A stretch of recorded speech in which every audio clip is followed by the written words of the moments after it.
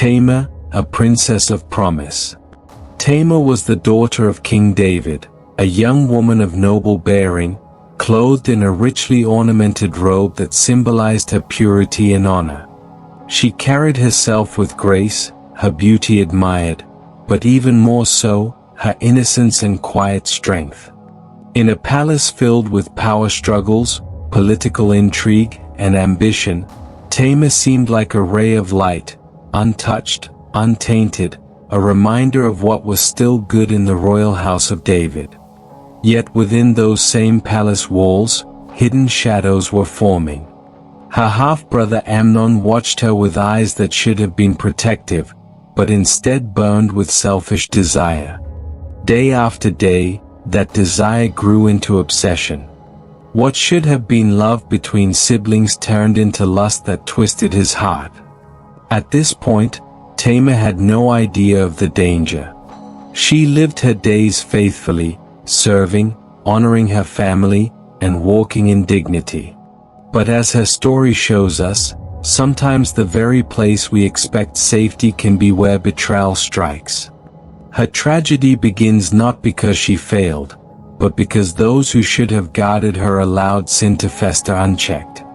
And as you listen to Tamar's story, pause for a moment. How many today still walk in her shoes, innocent yet targeted, pure yet betrayed by those they trusted? If this part of her life moves you, drop a justice for Tamar in the comments. And if you believe stories like this should be told, don't forget to like this video and share it so more people can learn from her story. Tamar's robe was not just clothing, it was a sign of her value, her royal identity, her future.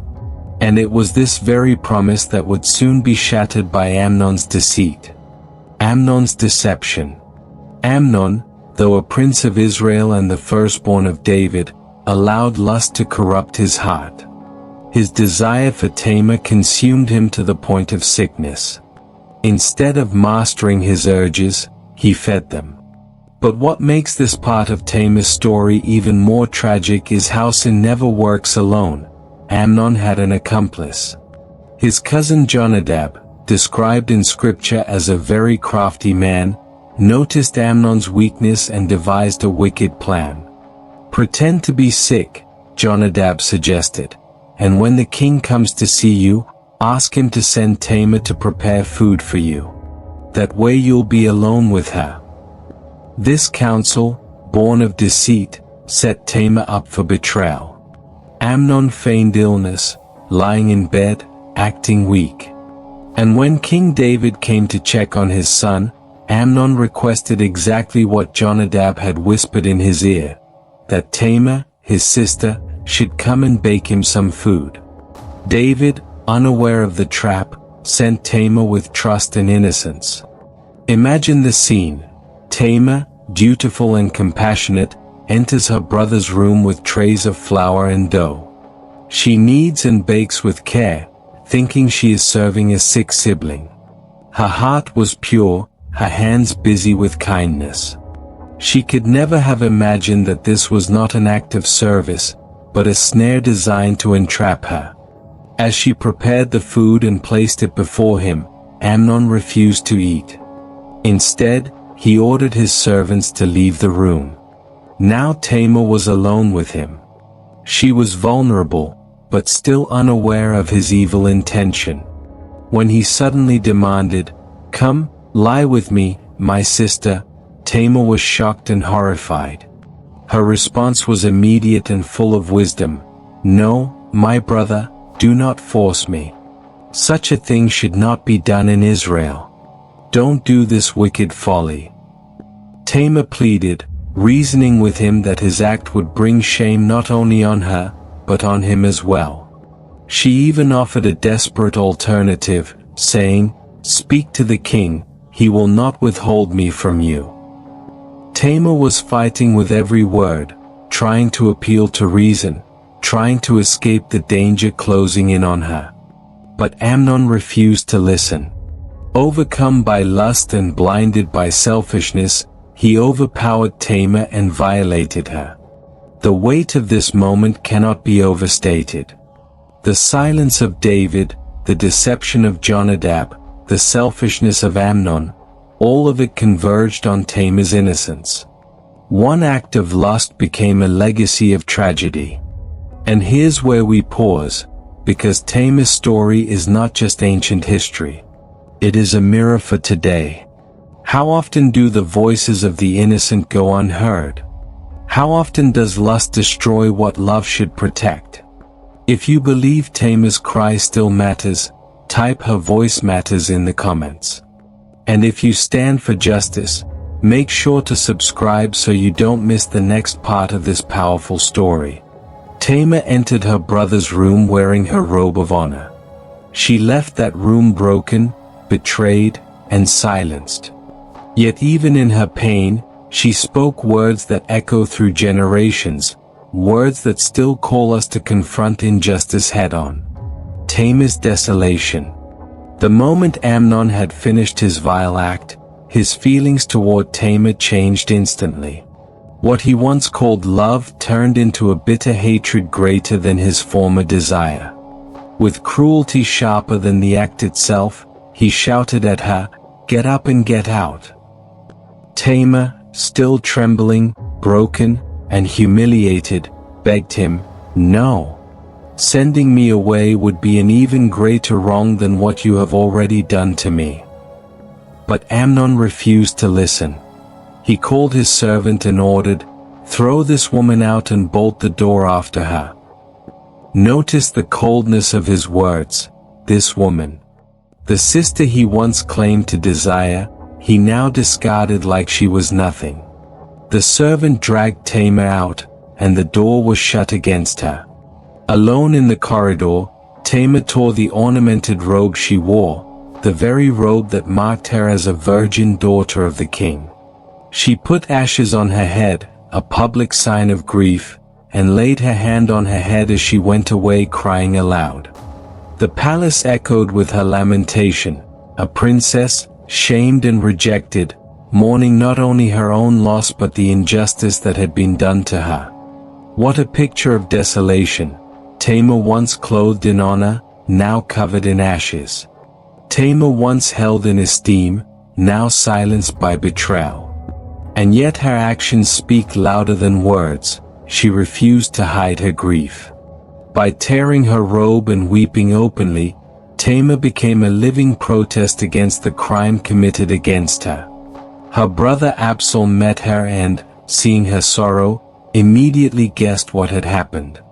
"Has Amnon your brother been with you? Be quiet, my sister, don't take this thing to heart." Absalom offered her shelter in his home, but even his words hinted at the tragic culture of silence surrounding her. Instead of justice, Tamar was told to bear it quietly. Instead of restoration, she was asked to swallow her pain. And so the Bible concludes this heartbreaking moment with a chilling phrase, "And Tamar lived in her brother Absalom's house, a desolate woman." Think about that. A daughter of the king. A woman of promise. Reduced to living in silence, her dreams shattered, her honor stolen, her voice stifled. How many Tamars still walk among us today, living in desolation because their pain is ignored? If Tamar's story stirs something in you, I invite you to share this with someone who needs to hear it. Let her cry not be forgotten. And if you believe her pain deserves justice, type "no more silence" in the comments. Her robe was torn, but her story is not. Tamar's desolation would plant seeds of vengeance in Absalom's heart, and eventually, it would ripple through the kingdom of David, shaking the throne itself. Absalom's revenge. Tamar's cries did not fade into the silence of the palace halls. They planted a seed in the heart of her brother Absalom. He loved Tamar dearly, and when he saw her return to him in ashes, her robe torn, her dignity shattered, something inside him hardened. He knew Amnon's crime, and though he told Tamar to be silent, Absalom himself was not silent in his heart. He carried her pain, and he buried it deep within him until the day he could strike. King David, when he heard of the matter, was furious. But tragically, his fury did not turn into action. He did not discipline Amnon. He did not defend Tamar. The king's silence became another wound upon Tamar's soul. Justice delayed became justice denied.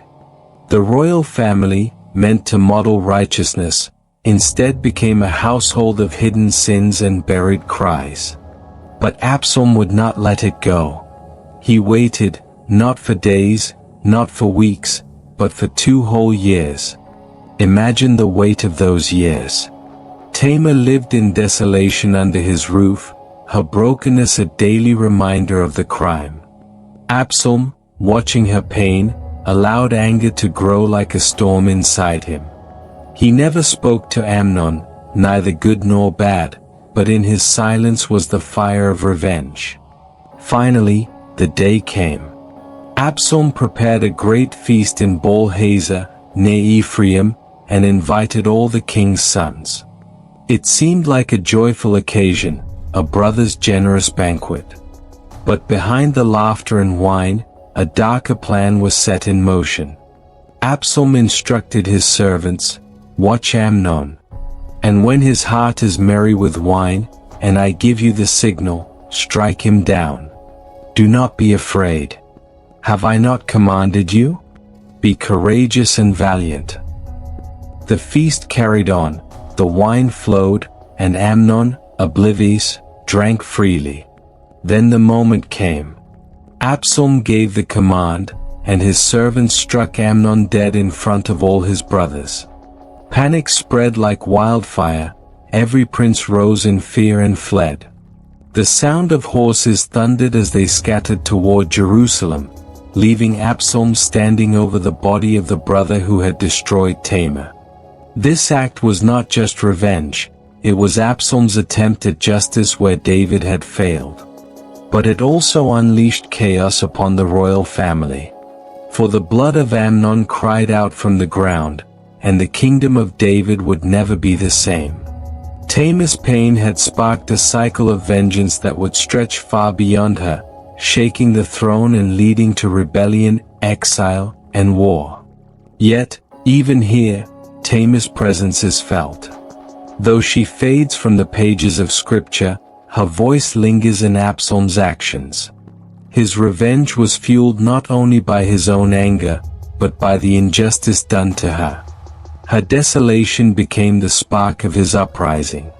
Her tears became the silent catalyst for the unraveling of a dynasty.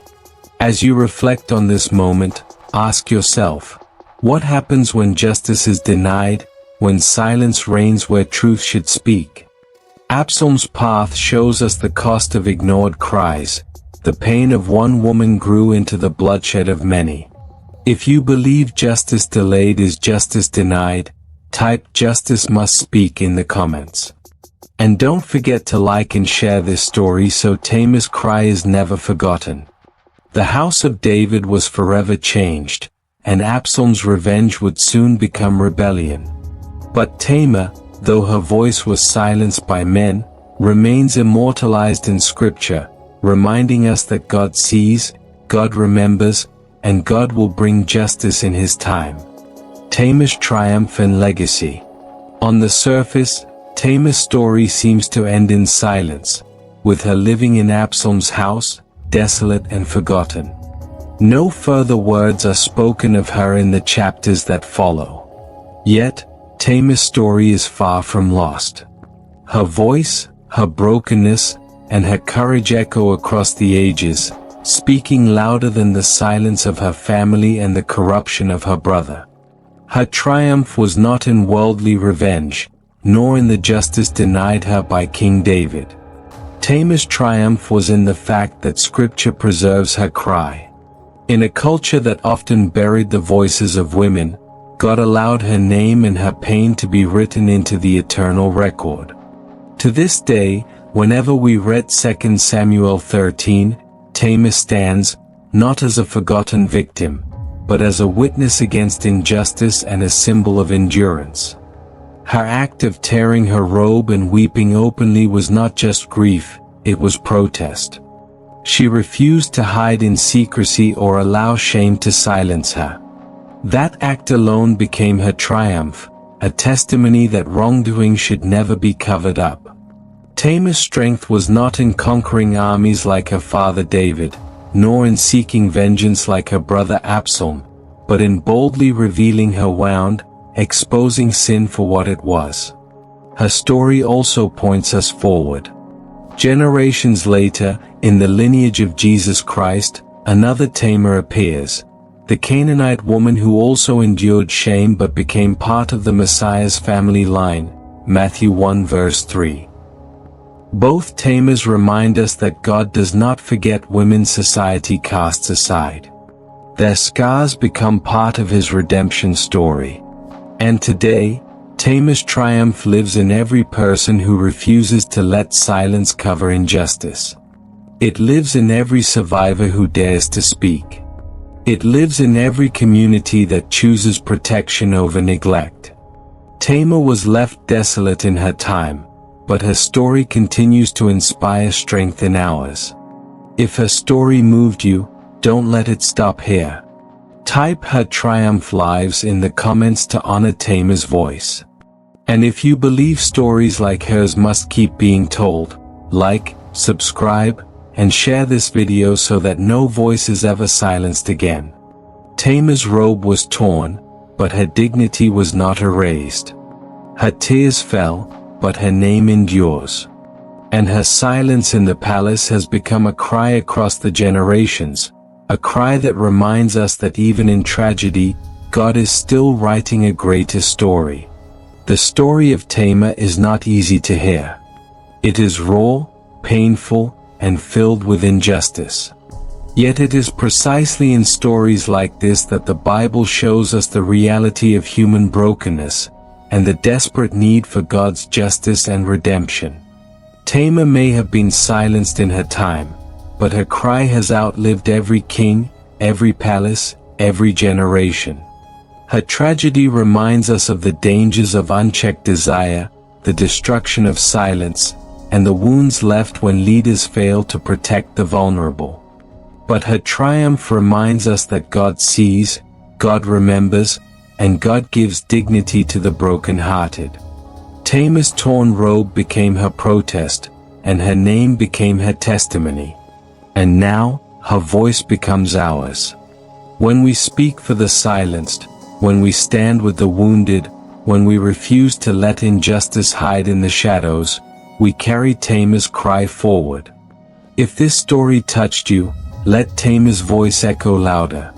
Type "I hear Tamar" in the comments as a way of saying you will not ignore her cry. And if you believe this message can awaken others, like, share, and subscribe so that Tamar's triumph continues to inspire strength and justice today. Her pain was real, her silence heavy, but her story endures. Tamar may have been desolate in her day, but she is not forgotten. And neither will you be, for God writes even our darkest nights into His story of redemption.